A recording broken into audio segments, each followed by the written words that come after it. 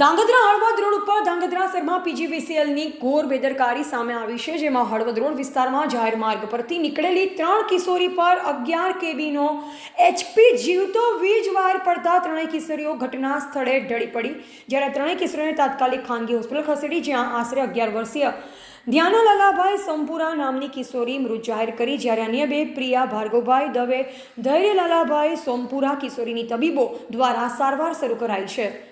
TVT news network સાથે reporter દીવાન મયોદીન, ધાંગધ્રા।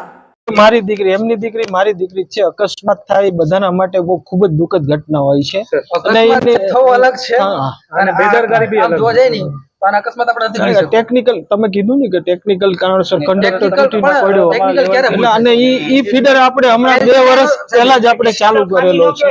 આપણો instrument હોય ને એમાં ટેકનિકલ ખામી જીવતા તાર પડે ટેકનિકલ ના કહેવાય। અરે શું કહેવાય આ એલટી લઈને એલટી કરતા ઊંચું શું કહેવાય ને ટીએલટી કઈ એચટી લાઈન કહેવાય। ઈ ગંભીર પરિસ્થિતિ સાહેબ, અત્યારે આપણે એમાં સાંઠા માર્યા કેટલી ઓલી કહેવાય આપણી બેદરકારી છે સાહેબ। આવો બનાવ બની ગયેલો એક બાળકનો કેબલ મેં રજૂઆત કરેલી, અમે કેબલ કોટિંગ આવે ને કેબલ નાખો, હજુ સુધી કેબલ કોટિંગ નથી। હા સર, એ ખાસ કરાવો કે હવે કેબલ કોટિંગ જ કરાવી નાખો।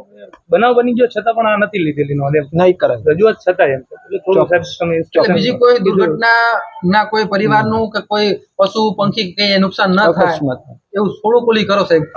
સાહેબ 1 મહિનામાં 5 ગાય મળી, અત્યાર સુધીમાં 5 અત્યાર મીડિયા વાળા બધા વસ્તુ આપી પણ છતાં પણ હજી સુધી ના, અમે હમણાં ટ્રાન્સફોર્મર ફેન્સિંગ નું કામ હાથમાં લઈ લીધું છે, એટલે ટ્રાન્સફોર્મર જ્યાં જ્યાં છે ત્યાં અમે ફેન્સિંગ સિટી વિસ્તારમાં કેટલી એવી જાળીઓ છે કે જ્યાં જાળીઓ હાવ તૂટી ગઈ, આપણે એટલે અરજી આપેલી પડી છે, જ્યાં તમારી કરાવી દઈશું, રિપેરિંગ કરાવી નવી જ કરાવી દઈશું, કારણ કે અમે હમણાં ટેન્ડર નવું જ કરી અમારા કર્મચારી જીબીના કર્મચારી સાહેબ ને જવું હોય ઘણી વાર ઈસી પાસે રિપેરિંગ કરી ડીએ ચડાવવા, તો અમે એવું જગ્યા જોયું છે કે ત્યાં ઝાડવા થઈ જાય ના, એવું હોય ને કાંઈ ધ્યાન લાવજો, મારા ધ્યાન પોતે પણ ઘણી વાર કટિંગ કરવું તો એને વિચાર કરી કટિંગ કરવું, એની જોખમ જ છે।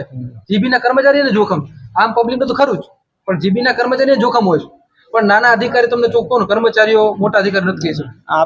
આપ જોવો જ છો કે અત્યારે આ પરિસ્થિતિમાં અમારા જીબીના લાઈન સ્ટાફ રાત દિવસ અમે પ્રયત્નો, હું પોતે આજે સૌકા ગામે ત્યાં લાઈન તૂટી ગયેલી ત્યાં હું વિઝિટમાં હતો, છતાં આવું સાંભળ્યું એટલે આપણે તરત સારા નંબર 7 આવે છે રામપુર વિસ્તારમાં, હજુ આજ હાલત કાલની જ વાત છે, આમના ઘરે લાઈટ નહોતી બરોબર ના, આ તો કાલે જ ફોન નો ઉપડો આવી ઘટનાઓ ભવિષ્યમાં ના બને તે માટે તકેદારીના તમામ પગલાં અમે લઈશું।